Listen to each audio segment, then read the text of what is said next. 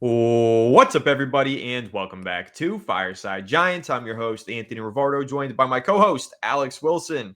And today we're going over a mock draft published by Field Yates of ESPN, where he had the Giants trading down from first overall and getting a king's ransom from the little brother New York Jets. Yeah, it's going to be a fun one to break down. I really love mock drafts. Mock trades are even better, and going over all the different possibilities, because the Giants have a lot of possibilities ahead of them for this upcoming draft, especially if they do hold onto the number one overall pick. Now, 4 games left to play. Right now, the Giants are picking first overall according to Tankathon, but will they still be picking first overall by the time we get to April?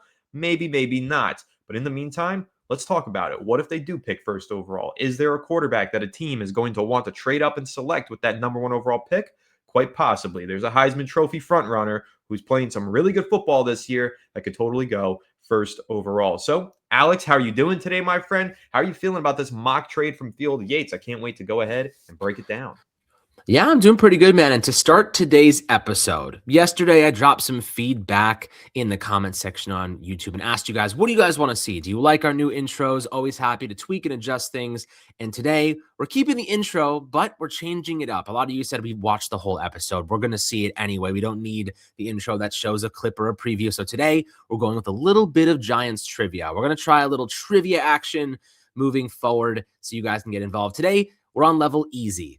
So today's trivia question, Anthony, and you're going to know this. And if you don't know this, you might not be a Giants fan. This is a pretty easy one. And make sure to drop your responses on YouTube in the comment section to let us know. I'll give you a second to answer. On Fan Appreciation Day in December of 2021, the Giants organization was widely mocked for offering a free giveaway to season ticket holders that many deemed underwhelming. What was the specific item offered? Do do do do do do do do. Yeah, Anthony, you go. I know it, and I don't love it. It's a medium Pepsi. Correct. A medium Pepsi. I can't believe that happened. I still, to this day, considering how bad the Giants were that season, that was the reward waiting for us at the end of the tunnel. A free medium Pepsi, a MetLife Pepsi. I can't believe that. Who signed off on that? Insane. Absolute insanity. I actually can't believe somebody brought that to operations and said, we should give them a free medium. Our season ticket holders, people who spend tens of thousands of dollars every year on tickets, and we're going to give them a free medium Pepsi at the end of the season when the team, what were we, like 2-10 at that point? Like no Fan wonder. Appreciation Day. Wow. I sure feel appreciated with my medium Pepsi. Thanks so much, John Mayer and company. I would pay for the Pepsi. Just put a freaking winning product on the field. That's all we ask, man. Like, we already paid $20-$30 for a chicken tendy. I want to see a good product on the football field. It's ridiculous. And the Giants seem to one-up themselves every week with ridiculousness. This week, in the live television show that is the New York Football Giants, we had the energetic Hard Knocks rant by Mike Kafka, where all of his players sat there and didn't even make a smile or didn't say a word. He said everyone turned to each other and say something you like, whatever. Nobody turned. Everyone, oh my God, who's that guy? Who's that guy? I don't know. Who's Young Wei Koo? Who the hell's that? New players on the freaking roster every single week trying to plug holes. Bro, not to mention Mike Kafka is just bad. He just wasn't inspirational. Mike Kafka must have dropped 15 F words in a 1-minute span. He sounded like it was like a shiny new toy to him. Curse words. Like he didn't know what to do with it. He's like, oh, I got to use this. Oh, I've never heard the F word before. Let me sprinkle it in every sentence. It was like a high schooler, like a middle schooler who just learned what the F word is. Now they're trying to force it in through their conversation. That was embarrassing. I got secondhand embarrassment. I cringed watching that, physically crawled in my seat. I was like, what am I looking at right now, dude? Mike Kafka, pack it up, buddy. Go home. Yeah. Go home. Like, I don't want to. Hey, I mean, Anthony, he couldn't motivate me to make a sandwich, and I am starving right now. It's 1 o'clock. I haven't had lunch. I'm hungry, and I could not be motivated by Mike Kafka to get off my ass and go make a sandwich. Sir, that was Tuesday's news. It's Wednesday today. And you want to know what happened the news today? Well, apparently Mike Kafka decided, another Kafka situation, I'm going to send all the assistant coaches to the back of the plane. And they just fired assistant defensive line coach Brian Cox because apparently he got into a heated altercation with Mike Kafka about moving to the back of the plane. I don't even know why or you're on the play. The seats in the front of the Bro, back. Who cares, that is a bro? clown show. Like, the New York Yeah, Giants are a clown show. clown. The fact, okay, so on Tuesday, you're right. We had ridiculousness over Mike Kafka not being able to motivate anybody in that building and just saying curse words willy nilly for no seeming reason. And then Wednesday morning news, Brian Cox being fired because he got into an altercation over his seating assignment on the team plane on the way back from New England. What are we doing? The New York Giants baffle me. Nothing. Like, I'm genuinely baffled by this team on a day-to-day basis. But nevertheless, bye week is almost over. So let's fit in as many bye week topics as we can before we do turn the page, probably tomorrow, to looking at Sunday's game versus the Washington Commanders. Update on that, guys. Jaden Daniels not playing. It's going to be Jackson Dart versus Marcus Mariota. Jaden Daniels was ruled out. He re-injured that elbow that he injured weeks ago in his previous Week 14 matchup. So the New York Giants are going to be going up against a backup quarterback. If you're rooting for the tank, if you're hoping that the Giants get the number one overall pick, this is probably bad news because Mariota, not a bad quarterback, but still not Jaden Daniels. This game got even more winnable for the New York Giants. But nevertheless, what if the Giants do lose this game and they lose all their subsequent games following and they end up with the number one overall pick? Well, Field Yates of ESPN did a mock draft today where he went over a possible scenario that sees the New York Giants trading down with the New York Jets. I'm going to go ahead and pull up these trade details and let's go over it, Alex. Giants getting an absolute haul here. King's Ransom moving down from number 1 overall with the New York Jets, who have 2 first-round picks in this year's draft after trading away Quinnen Williams and Sauce Gardner. They made a bunch of trades. Giants getting 2 first-round picks and a day 2 pick in exchange for the first overall selection. Let me hear your thoughts. I mean, listen, if the Giants end up with the first overall pick, and they do have it as of this moment, we decided, okay, let's have some fun this week while we do have it. You know, we know how the Giants do things. They win meaningless games. We don't get the picks we want and yada, yada, yada. But in this instance, the Giants walk away with the number 7 overall pick and the number 18th overall pick, a day 2 selection, whether it's a second or third rounder. Obviously, the Jets end up with their quarterback. We don't need one. We have Jackson Dart, of course. And listen, pick 7 is a pretty interesting place to be. There's going to be players like Jordan Tyson, potentially like Caleb Downs. There's going to be some blue chippers there for the Giants to snag. A couple of teams need quarterbacks. They'll be moving up. It's possible that Tate could go in the 7th overall selection and Tyson could go before him. Who really knows? But they should have the ability to draft one of those guys. And end of the day, this is a haul. Some people will say, I want their 2027 first round pick too. I'm trying to get as much as I possibly can. Am I going to say no to that? Obviously not. But in this instance, you walk away with the player you want, an extra first round pick and an extra pick. If you're going and getting a new GM and a new head coach and all that, this is exactly what you want to happen. Exactly what you want to happen. You walk away with the guy, you go BPA at both those selections.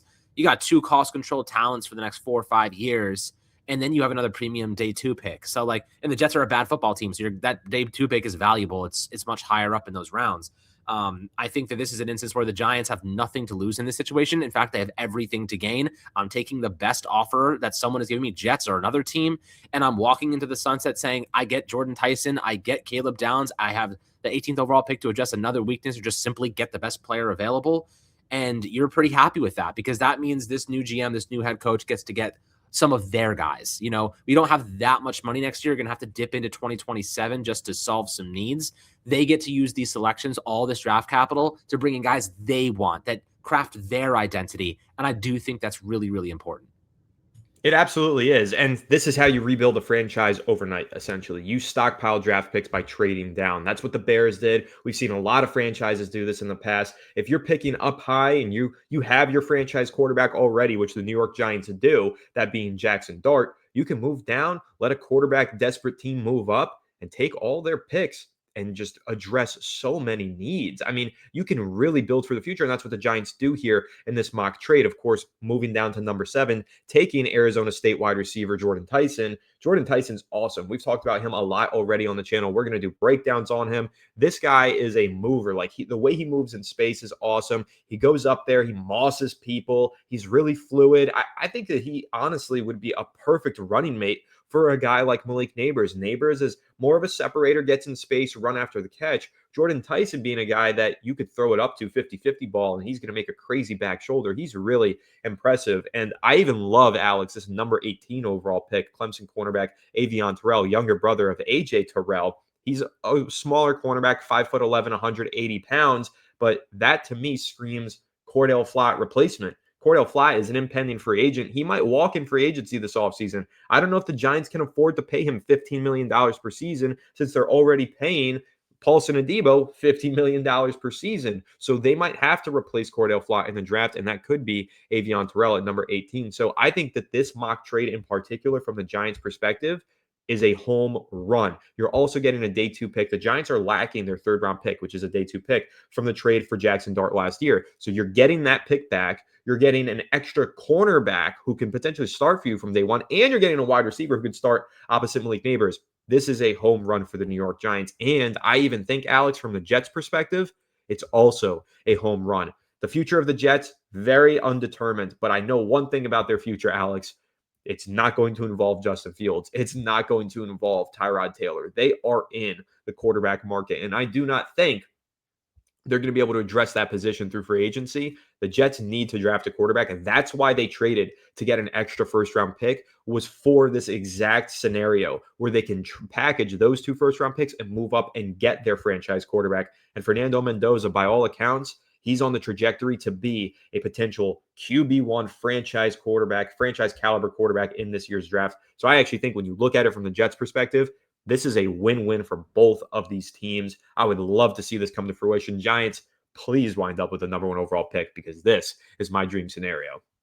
Yeah, I mean, listen, Anthony, let me just read you what the Giants' selections would be next year if this were to come to fruition, right? So the Giants would have the 7th overall pick, the 18th overall pick, the 35th overall pick. Let's assume the Jets trade us their 47th overall pick, 101, 143, 182, 193, and 195. So you're looking at 1, 2, 3, 4, 5, 6, 7, 8, 9 picks for your new GM and new head coach to say, let's freaking change the direction of this ship. Let's rebuild the foundation. Let's bring an identity culture, guys. You already have a bunch of them with guys like Burns, guys like Dart, guys like Scat, guys like Neighbors, just like guys that work hard. You need some more guys that hit hard. You need some more guys that exert maximum effort. You need to get some guys that crash into the box like their hair's on fire. You need guys like that. The Giants don't have enough of them. So I think that this is an opportunity to reset the culture in some ways, get a hard-hitting, fast, aggressive football team.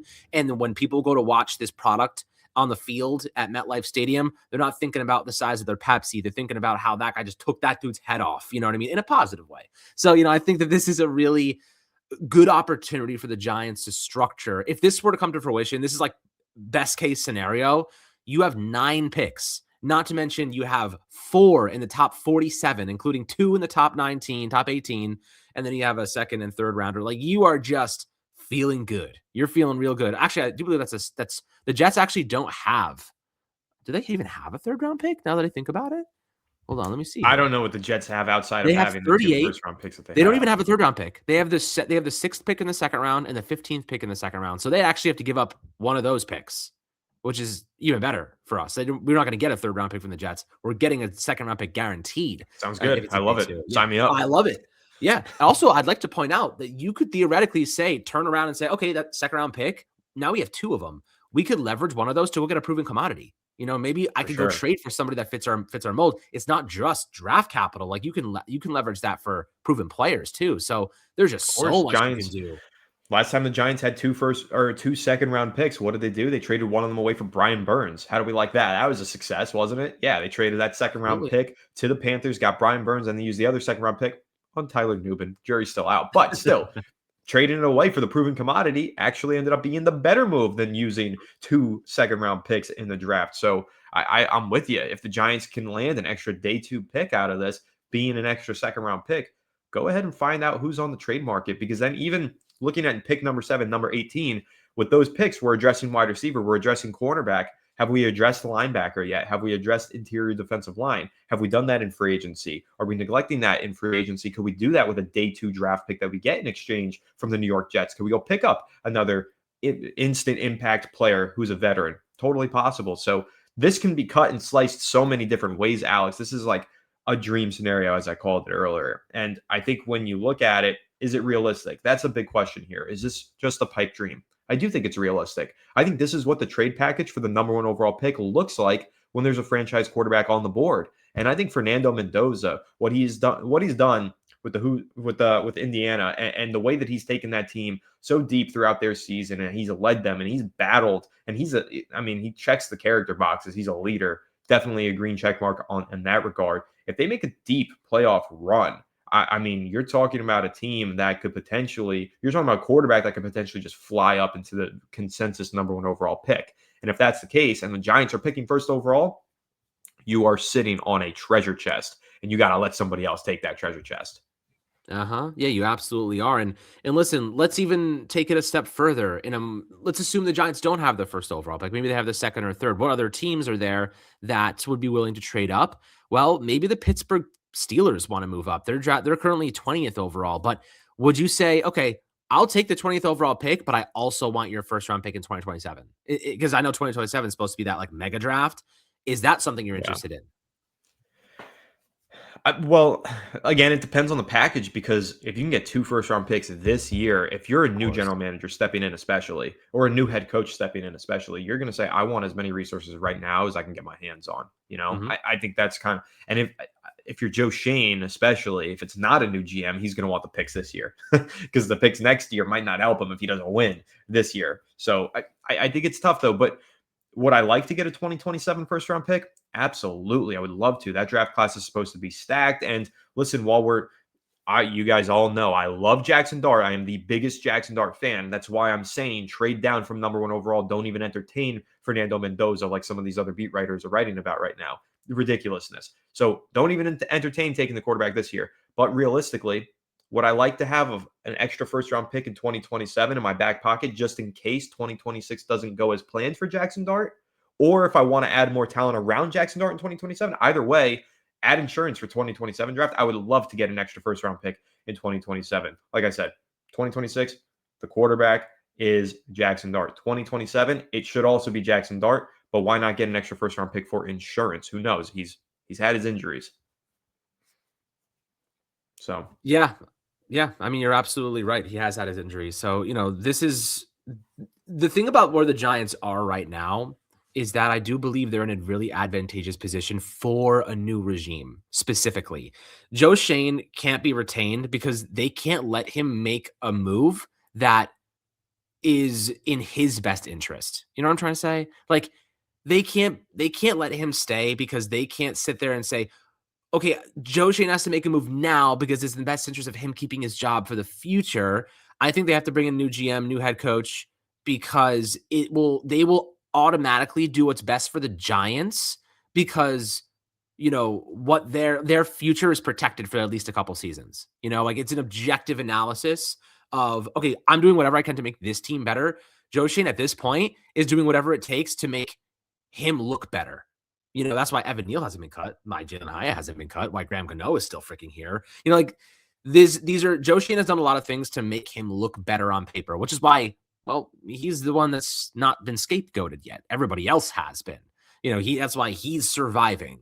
What do you think about that in terms of a new GM, new head coach? They have years now on this new fresh deal. That objective analysis is kind of what I would look for.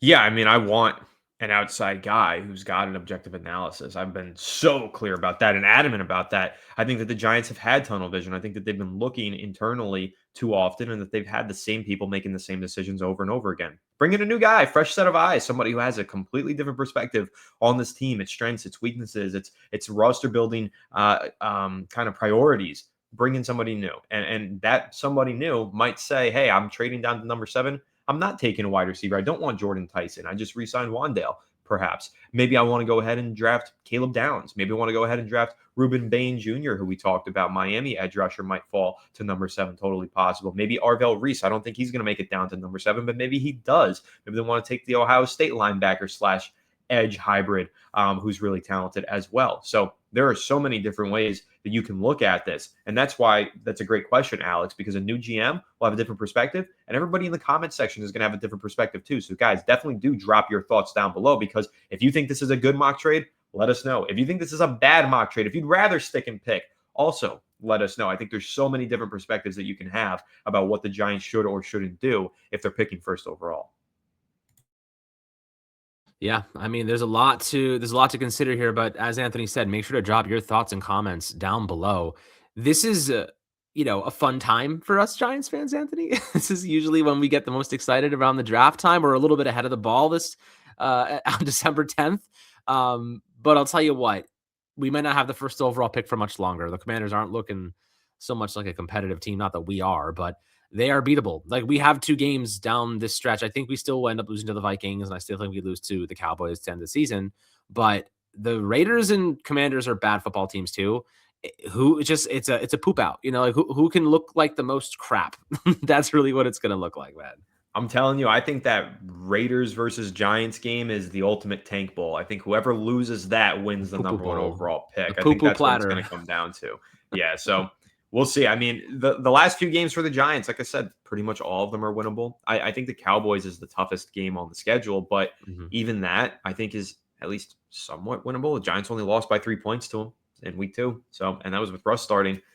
I don't know. I mean, Neighbors was on the field then too, obviously, but I think Dallas is a good football team, but they're very inconsistent. And sometimes they play down to their competition. So that's even winnable for the Giants. So you're talking about Vikings, Raiders, those 2 teams, not good. The Commanders are not good. And the Cowboys play down the competition. There is a world, Alex, where the Giants go on a 4-game winning streak to close out the season. Let me ask you, how would you feel if the Giants went out? Would you be upset? Would you be excited? I'd probably be disappointed. I'd be like, damn, what was the point of that?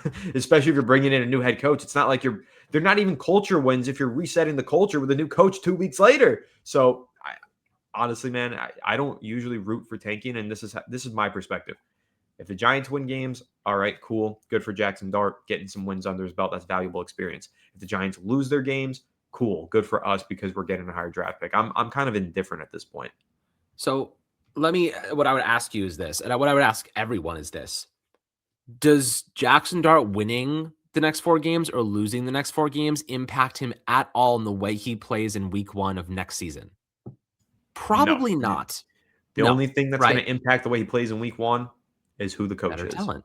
Yeah, exactly. Better talent across the board, whether it's coaching or players. So I mean, the last couple of years I've been like, dude, tank for the quarterback. We need this, like, did we lose this game? We get this guy. Obviously, like, it's black and white in that instance, but they're professional athletes. They're not playing to lose. So from a fan perspective, the obvious answer is you lose out and you have an unbelievable amount of resources and you have an unbelievable amount of talent for this new head coach GM to work with. Objectively speaking, that is exactly the type of situation we need to have, right? You need to have that. From a player perspective, you're playing for your career, man. These guys are fighting to get paid. Wan'Dale wants to crack 1,000 yards, have big time games because he wants to get paid. Flott wants to have a monster game because he wants to get paid. He wants to lock down Justin Jefferson. You know what I mean? Like, that's the player's perspective, and I completely understand that. From the fan perspective, which is vastly different, I just want the whole team to be good, not an individual to get paid. So it's like, this is kind of stuck between a rock and a hard place in that one. But I mean, from my perspective, like, losing is better for this team. It is. At this point in the season, you're mathematically eliminated from the playoffs. Losing is better for the future of this organization. It's that simple. Yeah, I don't necessarily disagree. I do think, though, in the past, if we were rooting for losses, rooting for a potential tank job, it was because we wanted the Giants to draft a new quarterback. Giants have a quarterback, so they don't need the first overall pick, right? Like, last year we wanted the first overall pick. Why? Because we wanted them to draft Cam Ward. But now they have Jackson Dart, and we're happy with Jackson Dart. We don't need the first overall pick. So it's fun to look at the scenario and say, oh, man, it would be so cool to trade down, get all these draft picks and everything. But it's not necessary. The Giants don't need it. They can end up winning 2 of their final 4 games, picking 6th overall. And we're going to be talking about what superstar receiver are they drafting at number 6, the same way they did 2 years ago at Malik Neighbors, right? So I think it's like, if you're a fan and you're rooting for wins, you want to see the team be competitive, don't let anybody shame you for that. But if you're a fan, you're rooting for losses, and you want to see a high draft pick, don't let anybody shame you for that either. I think that's really just where we're at, because no, the Giants don't need the tank. They don't need a quarterback. But is it beneficial to get a higher pick? It always is. But they don't necessarily need it at the same time. But again, I think if you want this job to be as attractive as possible for a new GM, for a new head coach, whatever, you want the best resources possible to present to them. And a higher draft pick is a better resource than a lower draft pick. That's just an objective truth. Yeah, I mean, listen, if you walk into these meetings with the top GM, cream of the crop, and head coach, and you're like, I got Jackson Dart, I got the first overall pick, teams are already calling, I got this, and that, neighbors, Scattaboo, we have a decent offensive line, we bring back a piece, your defense has some talent there. There is lots of pass rush, talent. It's your pick of the litter. You're going for the alpha dog. You're getting the guy you want. And, preview to our episodes this week, we're talking about alpha dogs. We're talking about alpha coaches, guys who are going to come in here and change the culture, guys who are going to come in here and lead men, not curse at guys while they clearly have no interest in actually being in those meetings. You know what I mean? Like we need guys who are going to inspire, not just drop F-bombs because it sounds cool on television. You know what I mean? Like that's the reality, or like move assistants to the back of the plane and change things up mid-season and just piss people off. You know what I mean? Like, Mike Kafka got thrown into an impossible task. I'm not really going to blame Mike Kafka for much here because like he got tossed into the absolute fire. He could never have succeeded in this instance. He was always going to fail. He was set up to fail. In fact, Anthony, I think that if I were him, I would have been refusing that job because it's tainted his perception already. Some of the things he's done. And leaving it up to what ifs, leaving it up to who knows, might actually have been better for him than taking this job. I know he had to, and he couldn't really say no, and it was a great opportunity, but like now everybody has seen some things that probably already are turning them off. And it's like, the Giants, it was an impossible task for him. He's gone. Like, I don't really care at this point about like Mike Kafka's tenure here. What I do care about is that you get an alpha dog head coach who has lots of resources and really good assistants. So that's what we're going to discuss over the next couple of weeks and going into the offseason, and we're approaching it very fast. And it's going to be one of the more entertaining off seasons for the Giants lately, my friends. Like, we're not talking about Daniel Jones. We're not talking about what are we doing at quarterback. You have Jackson Dart. You got a good core. You just need the guys to get them there, and head GM search, potentially head coach search for sure, draft capital, free agent decisions. It's going to be a fun offseason. We're going to be here for every damn second of it. For sure. We're going to cover every nook and cranny here because this is what I love. I really, Alex, I enjoy trying to find out who's the best candidate for the jobs. Like I feel like that's really fun to look at these different general manager candidates because we have to do a lot of research for that. I think it's kind of tough to figure out.